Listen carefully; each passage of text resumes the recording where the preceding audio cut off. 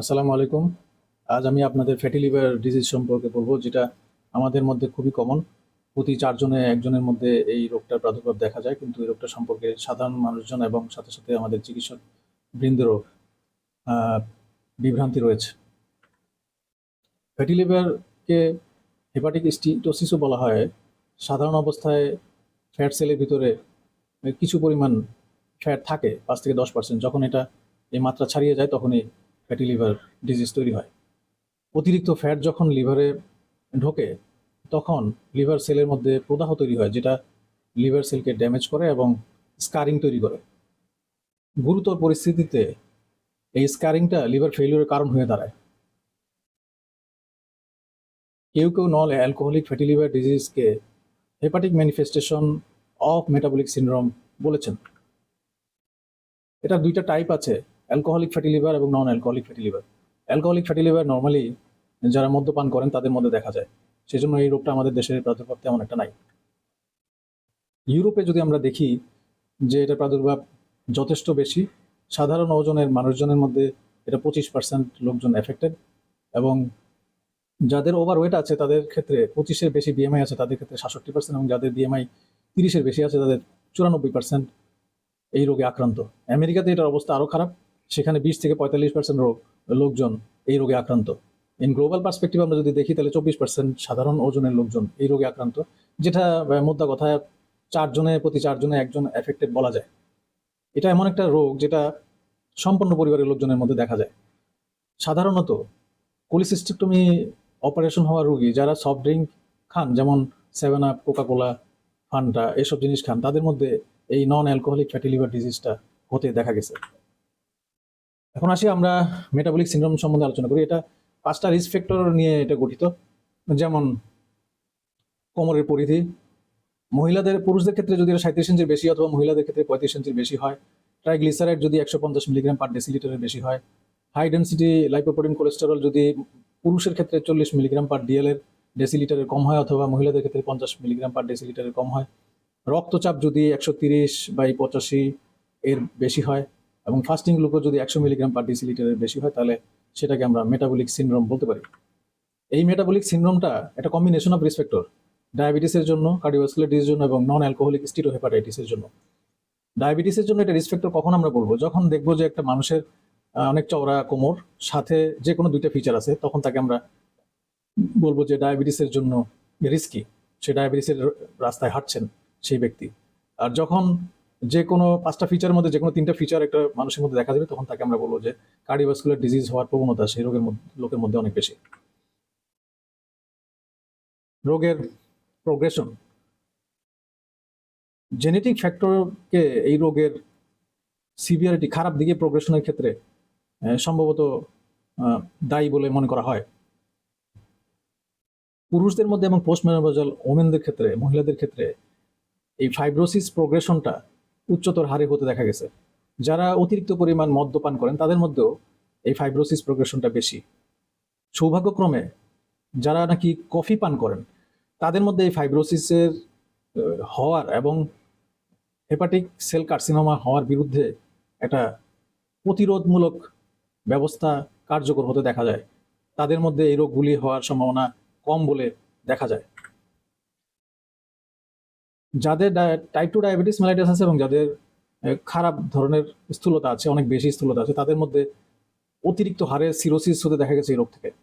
Cirrhosis সাধারণত অনেক বেশি বয়সের লোকজনের মধ্যে আক্রান্ত হওয়ার প্রবণতা বেশি। এটা সিগনিফিকেন্ট নাম্বার, যেমন হলো প্রতি 6 জনের 1 জনের মধ্যে সিরোসিস হতে দেখা গেছে। যখন একটা মানুষের বিএমআই 28 বা তার বেশি হয়, তখন দেখা যায় তার ভিতরে ইনসুলিন রেজিস্ট্যান্স গ্রো করে, যেটা অতিরিক্ত পরিমাণে হেপাটিক ইনফ্লাক্স করে ফ্রি ফ্যাটি অ্যাসিড। এই ফ্রি ফ্যাটি অ্যাসিড অতিরিক্ত ইনফ্লাক্স হওয়ার কারণে নন অ্যালকোহলিক ফ্যাটি লিভার অথবা স্টিটোসিস তৈরি হয়, যেটা যদি চিকিৎসা না করা হয় যত সময়, তাহলে এটা নন অ্যালকোহলিক স্টিটোহেপাটাইটিস হয় এবং পরবর্তীতে সিরোসিস এবং হেপাটোসেলুলার কার্সিনোমাতে পরিণত হয়। এখানে একটা উল্লেখযোগ্য জিনিস হলো যে নন অ্যালকোহলিক ফ্যাটি লিভার এবং নন অ্যালকোহলিক স্টিটোহেপাটাইটিস এই দুইটা অবস্থা পরিবর্তনশীল অবস্থা। এখান থেকে আমরা যদি চিকিৎসা করি যথাযথভাবে, তাহলে তাকে স্বাভাবিক লিভারের অবস্থায় ফেরত যাওয়া সম্ভব। কিন্তু আমরা যদি এখানে হেলাফেলা করি বা দেরি করি চিকিৎসা করতে, তখন এই রোগীগুলি লিভার সিরোসিস অথবা হেপাটোসেলুলার কার্সিনোমাতে রূপান্তর হওয়ার সম্ভাবনা বাড়ে। অ্যালকোহলিক ফ্যাটি লিভারের কারণ স্বাভাবিকভাবেই অতিরিক্ত মদ্যপানের সাথে সম্পর্কিত। যারা 80 মিলিগ্রাম পার ডে 5 বছরের বেশি ধরে পান করেন তাদের ক্ষেত্রে অ্যাডভান্স লিভার ডিজিজটা হতে দেখা গেছে। অন্য কথায়, যেসব পুরুষ 2 পেগের বেশি মদ্যপান করেন প্রতিদিন এবং যেসব মহিলা 1 পেগের বেশি মদ্যপান করেন তাদের মধ্যে এটা দেখা গেছে। নন অ্যালকোহলিক ফ্যাটি লিভার ডিজিজের ক্ষেত্রে কারণ হলো হাইপারট্রাইগ্লিসারাইডেমিয়া, স্থূলতা, অতিরিক্ত স্থূলতা, diabetes mellitus, polycystic ovarian syndrome, hypothyroidism, Cushing syndrome, hypopituitarism এবং কিছু ওষুধের সাইড ইফেক্ট হিসাবে এটা হতে দেখা গেছে, যেমন কর্টিকোস্টেরয়েড, অ্যামিওডারন, ট্যামোক্সিফেন, অক্সালিপ্লাটিন এবং ডিলটিয়াজেম। অধিকাংশ রোগীদের মধ্যেই কোনো রোগ লক্ষণ দেখা যায় না। কিছু কিছু রোগী আসেন খুব দুর্বল লাগে এবং ডান সাইডের উপরের পেটে অস্বস্তি লাগে, এই ধরনের কথা বলে ডাক্তারের কাছে, চিকিৎসকের কাছে চিকিৎসার জন্য আসেন। তারা মানে জ্বর জ্বর লাগে অথবা ক্লান্তি বোধ করেন। পরীক্ষায় তাদের 75 ভাগ ক্ষেত্রে হেপাটোমেগালি বা লিভার বড় হয়ে যেতে দেখা গেছে। সিভিয়ার কেসে দেখা যায় যে পোর্টাল হাইপারটেনশনের সাইন সিমটম আমরা পাই, যেমন ভেরিসেল হেমোরেজ। রোগী রক্ত বমি করতে করতে ডাক্তারের কাছে বা হসপিটালে আসে। 40 বা 50 বছর বয়সে সাধারণত আমরা নন অ্যালকোহলিক স্টিরিওহেপাটাইটিসের রোগীদের পেয়ে থাকি এবং 50 থেকে 60 বছর বয়সে সাধারণত আমরা নন অ্যালকোহলিক ফ্যাটি লিভার ডিজিজের সিরোসিস রোগীগুলি আমরা চিকিৎসকরা হাসপাতালে বা চেম্বারে পেয়ে থাকি। যদি কারো বিএমআই 28-এর বেশি হয়, তখন আমরা ইনভেস্টিগেশনগুলি যদি করি, দেখা যায় যে সেরাম জিজিটিটা বেশি থাকে, সেরাম এসজিপিটি এবং হলো অ্যালকালাইন ফসফেটাস মৃদুভাবে বেশি থাকে। আলট্রাসোনোগ্রাম করে আমরা ডায়াগনোসিস করতে পারি। সিটি স্ক্যান হলো সবচেয়ে পছন্দনীয় ডায়াগনস্টিক মডালিটিস এখানে। Elastography, fibro scan, liver biopsy এগুলি আমরা করতে পারি। লিভার বায়োপসিটিকে বলা হয় গোল্ড স্ট্যান্ডার্ড এটা ডায়াগনোসিস করার জন্য, কিন্তু এই ডায়াগনোসিস করতে গেলে 100 জনে একজন রোগী মারা যায় বিধায় এটা সবসময় করা হয় না। এটার প্রতিস্থাপক হিসেবে ফাইব্রো স্ক্যান এই ইনভেস্টিগেশনটা প্রায়ই করা হয় আজকাল। আর ইলাস্টোগ্রাফি যে টেস্টটা, এটা খুব বেশি মোটা লোকদের ক্ষেত্রে সাধারণত আমরা করতে পারি না। আর যেসব রোগীকে আমরা চিকিৎসার অধীনে রাখি তাদের চিকিৎসার ফলাফল ভালো হচ্ছে কিনা রোগী সেটা দেখার জন্য প্রতি 6 মাস পর পর আমরা রিপিট আলট্রাসোনোগ্রাম করতে পারি, অথবা প্রতি 1 থেকে 2 মাস পর পর ফাইব্রো স্ক্যান টেস্টটা করতে পারি। 2016 সাল পর্যন্ত কোনো ওষুধই নন অ্যালকোহলিক স্টিরিওহেপাটাইটিসের চিকিৎসায় লাইসেন্স ছিল না, বাট বর্তমানে অবস্থা পরিবর্তন হয়েছে। নানা গবেষণার পরিপ্রেক্ষিতে নতুন নতুন ঔষধের আবিষ্কার হয়েছে এবং আমরা ফ্যাটি লিভার ডিজিজের সাফল্যজনক চিকিৎসা করতে পারছি।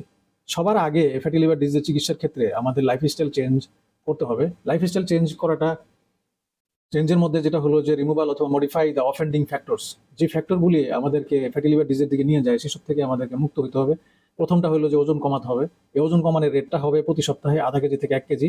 এবং দেখা গেছে যেসব লোক তাদের 7 থেকে 10% ওজন কমিয়ে ফেলতে পারে, তাদের লিভার ফাংশন টেস্টের রেজাল্টগুলি খারাপের থেকে ভালোর দিকে চলে আসে এবং তাদের আলট্রাসোনোগ্রাম রিপোর্টটাও ভালোর দিকে চলে আসে। হেপাটিক আর্কিটেকচারগুলি ভালো দেখায়, ফ্যাটি লিভারে যে ইনক্রিজ ইকোজেনিসিটিগুলি কমে যায়।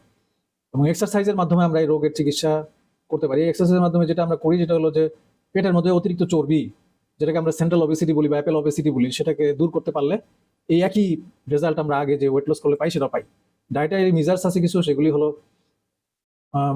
ফ্যাট রেস্ট্রিকশন ডায়েট আমরা খাবো, restriction of fat food, soft drink, junk food যেমন হলো পটেটো চিপস, ফ্রেঞ্চ ফ্রাইজ, চানাচুর অথবা চিরা ভাজা, এগুলি আমাদের জন্য খুব ক্ষতিকর ফ্যাটি লিভার ডিজিজের ক্ষেত্রে। এগুলি আমাদেরকে বাদ দিতে হবে। এবং ইন্টারমিডিয়েন্ট ফাস্টিং যেটা হলো সপ্তাহে 1 দিন থেকে 2 দিন যদি আমরা উপবাস থাকি বা রোজা থাকি, তাহলে সেটা আমাদের জন্য খুবই ভালো এই রোগের চিকিৎসার ক্ষেত্রে। এরপরে আসতেছে ট্যাবলেট পেন্টক্সিফাইলিন 400 মিলিগ্রাম। এটা সকালে দুপুরে রাত্রে খাবার পরে আমাদেরকে খেতে হবে।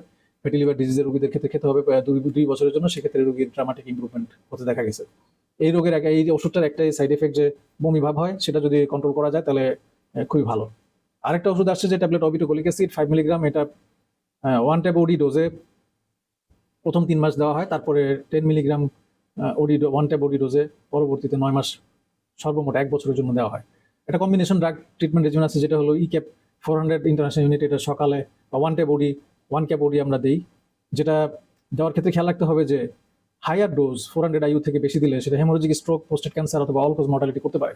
এটার সাথে ট্যাবলেট 800 ডিঅক্সিকোলিক অ্যাসিড 300 মিলিগ্রাম সকালে, দুপুরে এবং রাত্রে আমরা খাওয়ার পর দিতে পারি, যেটার ইফেক্টিভনেসটা সবচেয়ে কম এই 3টা ড্রাগ রেজিমেনের মধ্যে।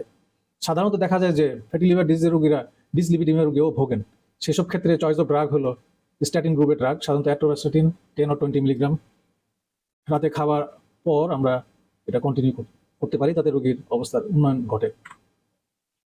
সাধারণত দেখা গেছে যে 1/3 ফ্যাটি অ্যাসিড রোগীরা 7 বছরের মধ্যে সুস্থ হন, যেটা মোস্টলি নির্ভর করে ভালো একটা ওজন কমানোর উপরে। 6 জনের মধ্যে প্রতি 6 জন ফ্যাটি লিভার ডিজিজের মধ্যে একজন সিরোসিস রোগে আক্রান্ত হন, এবং এই সিরোসিস রোগটা খুবই মারাত্মক। এটাকে বলা হয় যে এটা 3rd common cause of death in the world now. তাহলে প্রথম দুইটা ডেথের কজ কি? প্রথম ডেথের কজ হলো, সবচেয়ে বেশি মৃত্যু হয় যে রোগটা, সেটা হলো সেরেব্রোভাস্কুলার কার্ডিওভাস্কুলার ডিজিজ, এবং দ্বিতীয়টা হলো নন হেপাটিক ম্যালিগন্যান্সি। সো সিরোসিস যাতে না হয় সেজন্য আমাদের প্রথম থেকে খুব সতর্ক থাকতে হবে, এবং এই চিকিৎসার ব্যাপারে কোনো হেলাফেলা করা যাবে না। কিছু রিস্ক ফ্যাক্টর আছে যেটা ডিজিজ প্রোগ্রেশন খারাপের দিকে আমাদেরকে নিয়ে যায়। যেমন হলো যে খুব বেশি যদি স্থূলতা থাকে, মোটা থাকে একটা মানুষ, খুব যদি বেশি বয়স থাকে, অথবা ডায়াবেটিস থাকে, তাহলে 3টা জিনিস মিলে আমাদেরকে, এই রোগীদেরকে সিরোসিস অথবা হেপাটোসেলিক কার্সিনোমার দিকে নিয়ে যায়। সিরোসিস যদি একটা রোগীর হয়, সেই ক্ষেত্রে আমরা ক্লিনিক্যালিও জানতে পারি যে তার অ্যাবডোমিনাল কোলাটেরাল ভেসেলগুলি দেখা যাবে এবং প্ল্যাটেলেট কাউন্টার লো থাকবে। সেই ক্ষেত্রে আমরা সিরোসিসের অন্য টেস্টগুলি করতে পারি এটা কনফার্ম করার জন্য। আলট্রাসোনোগ্রামের মাধ্যমে আমরা এই রোগীর ডায়াগনোসিস করে থাকি সাধারণত, কিন্তু একটা জিনিস হলো যে যত বেশি ইকোজেন্সিটি বেশি থাকে, আমরা ওটাকে গ্রেডিং করি সেভাবে গ্রেড 1, 2, 3। কিন্তু কোনো রুটিন ইমেজিং মডালিটি না থাকাতে এই গ্রেডিংটা সবসময় একরকম সবাই করতে পারেন না। এখানে কিছু ভুল হয়ে যাওয়াটার একটা সম্ভাবনা থাকে।